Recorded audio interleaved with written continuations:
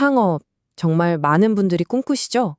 그런데 왜 그렇게 많은 스타트업이 얼마 못 가서 문을 닫게 되는 걸까요?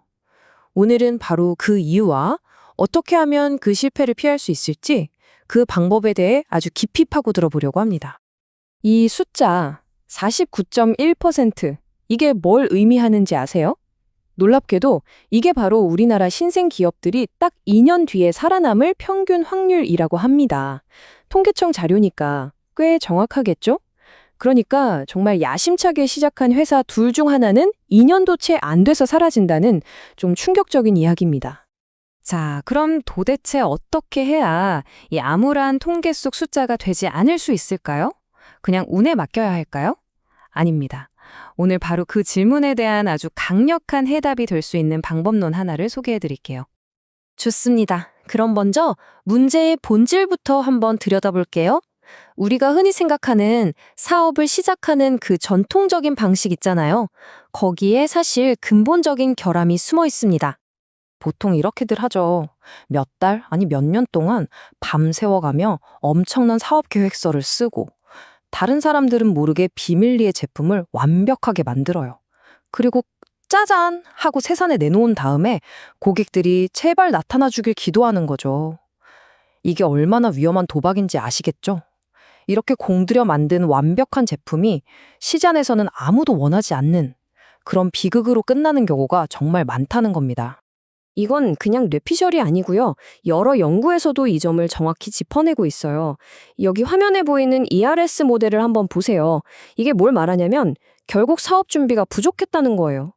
시장 분석도 제대로 안 하고 그냥 시장이 원하지도 않는 제품을 떡하니 내놓는 것.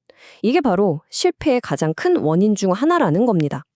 하지만 만약에 말이죠. 이런 위험한 도박 대신에 좀 더 과학적이고 체계적인 방법을 쓸 수 있다면 어떨까요? 바로 여기서 린 스타트업이 등장합니다. 들어보셨나요? 에릭 리스라는 사람이 만든 건데요. 이 방법론의 핵심은 낭비 제거예요. 마치 자동차 공장에서 필요 없는 재고를 싹 없애버리는 것처럼 사업을 개발하는 과정에서 들어가는 모든 불필요한 시간, 돈, 노력을 최소화하자는 거죠. 애쉬 모리아의 이 말이 정말 핵심을 꿰뚫었습니다. 스타트업의 가장 큰 위험은 아무도 원하지 않는 것을 만드는 것이다. 그렇죠. 생각해보세요. 시간과 돈을 쏟아부어서 뭔가를 만들었는데 정작 고객들이 이게 왜 필요하지? 라고 생각한다면 그것보다 더 큰 낭비가 어디 있겠어요. 그래서 린 스타트업은 이 최악의 낭비를 막기 위해 아주 간단하면서도 강력한 엔진을 하나 가지고 있습니다. 일종의 피드백 순환고리라고 할 수 있죠. 바로 만들기, 측정, 학습 루프입니다. 거창한 제품을 만드는 게 아니에요. 일단 아이디어를 보여줄 수 있는 아주 최소한의 버전, 이걸 먼저 만들고 이걸 가지고 실제 고객들의 반응이 어떤지 데이터를 측정하고 그리고 그 결과를 통해서 우리가 뭘 잘못 생각했는지, 뭘 개선해야 하는지를 학습하는 겁니다. 이 세 단계를 계속해서 반복하는 거죠. 그리고 정말 중요한 포인트는요, 이 그림처럼 이게 그냥 한 바퀴 돌고 끝나는 게 아니라는 거예요. 마치 나선 계단처럼 이 순환을 한번 거칠 때마다 우리는 조금 더 똑똑해지고 조금 더 시장이 원하는 방향으로 가까워지는 거죠. 끊임없이 배우고 개선하는 과정, 바로 그겁니다.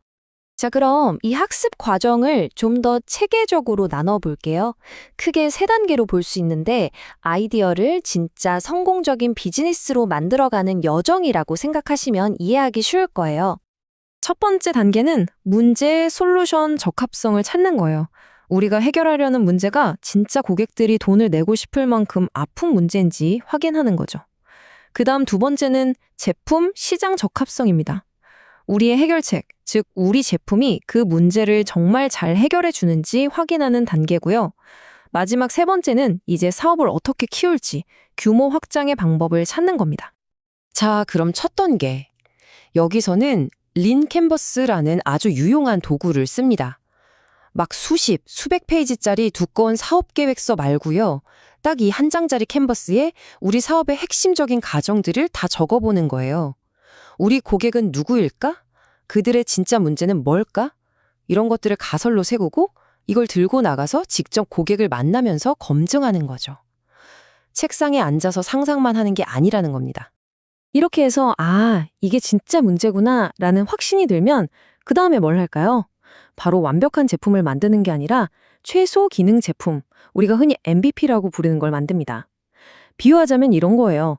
사람들이 빠른 이동 수단을 원한다고 해서 처음부터 짠 하고 자동차를 만들어주는 게 아니라 일단 스케이트보드부터 만들어서 이동하고 싶어하는 욕구 자체가 진짜인지 확인해 보는 거죠. 아주 최소한의 기능만으로 핵심 가설을 테스트하는 겁니다. 이거 보세요. 우리가 잘 아는 그룹폰의 시작이 바로 이랬습니다. 처음부터 지금처럼 복잡한 웹사이트랑 앱을 만든 게 아니었어요. 그냥 간단한 워드프레스 블로그에다가 스시 쿠폰 정보를 올리고 주문이 들어오면 수동으로 직접 이메일을 보내주는 게 전부였다고 해요. 정말 최소한의 기능이죠. 하지만 이걸로 사람들이 온라인으로 할인 쿠폰을 살까라는 가장 중요한 가설을 증명하기에는 충분했던 겁니다. 자, 이제 문제도 검증했고 제품도 어느 정도 검증이 됐어요. 그럼 마지막 단계는 바로 이 사업이 정말 돈을 벌면서 클 수 있을까를 측정하는 겁니다. 이때 아주 재미있는 이름의 프레임워크를 사용하는데요. 바로 해적지표입니다. 왜 해적지표냐면 각 단계의 앞글자를 따면 AA, RR, 마치 해적이 아르르르 하고 외치는 소리 같다고 해서 붙은 이름이에요. 고객을 어떻게 데려오고 어떻게 우리 서비스를 쓰게 하고 어떻게 계속 머물게 하는지 등을 체계적으로 측정해서 우리 사업의 건강 상태를 진단하는 거죠. 그런데 이렇게 열심히 측정했는데 데이터가 이 방향은 아닌 것 같은데? 라고 말해주면 어떡하죠? 우리가 세운 가설이 틀렸다는 게 드러나면요? 포기해야 할까요? 아닙니다. 바로 이럴 때 피봇을 하는 겁니다. 피봇, 말 그대로 방향 전환이죠. 농구 선수가 한 발은 땅에 딱 붙인 채로 몸의 방향을 트는 것처럼 지금까지 우리가 배운 것들은 그대로 유지하면서 전략의 방향을 바꾸는 거예요. 이건 실패나 포기가 아니라 데이터를 기반으로 한 아주 똑똑하고 전략적인 변화인 셈입니다. 그리고 피봇은 그냥 에라 모르겠다, 딴 거 해보자가 아니에요. 아주 전략적이어야 합니다. 예를 들어 우리가 만든 제품의 여러 기능 중에 유독 한 가지 기능만 인기가 좋다면 그 기능 하나만 떼어서 아예 새로운 제품으로 만드는 주민 피봇을 할 수도 있고요. 아니면 제품은 좋은데 우리가 타겟했던 고객들이 반응이 없어요. 알고 보니 전혀 다른 사람들이 우리 제품을 쓰고 있네? 그러면 그 고객층에 맞게 방향을 트는 고객군 피봇을 할 수도 있는 거죠. 자, 그런데요. 지금까지 들어보면 린 스타트업이 거의 성공의 치트키처럼 들리잖아요. 하지만 이 방법론이 모든 상황에 딱 들어맞는 만능 해결책은 아니라는 점도 분명히 짚고 넘어가야 합니다. 예를 들어 어떤 사람들은 이렇게 주장해요. 일단 시장이 있다는 게 확인되면 그때부턴 더 이상 린하게 움직일 게 아니라 팻하게 아주 공격적으로 돈을 쏟아 부어서 경쟁자가 들어오기 전에 시장을 완전히 장악해버려야 한다는 거죠. 속도라 생명인 시장에서는 이게 맞을 수도 있어요. 또 다른 비판도 있습니다. 피봇 중독에 빠질 위험이 있다는 거예요. 가설이 왜 실패했는지 충분히 분석도 안 하고 너무 쉽게 방향을 바꿔버리는 거죠. 그리고 솔직히 소프트웨어가 아니라 당장 금형을 떠야 하는 하드웨어 제품을 만드는데 최소 기능 제품을 만든다는 게 말처럼 쉽지는 않겠죠.